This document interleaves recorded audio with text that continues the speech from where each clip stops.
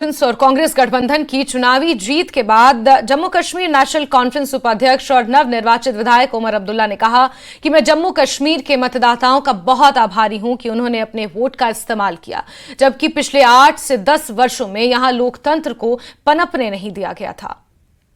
अब हमारी जिम्मेदारी शुरू होती है। वोटरों ने अपनी जिम्मेदारी निभाई, उनकी जिम्मेदारी थी पोलिंग बूथ तक पहुंचना और अपने वोट का इस्तेमाल करना। अब हमारी जिम्मेदारी है कि हम अपने काम के ज़रिए अपने आप को इन वोटों के काबिल और इन वोटों के लायक जो है वो साबित करें। जम्मू कश्मीर में ये 3 कदम लिए जाएंगे। पहले डिलिमिटेशन, फिर इलेक्शन, फिर स्टेटहुड।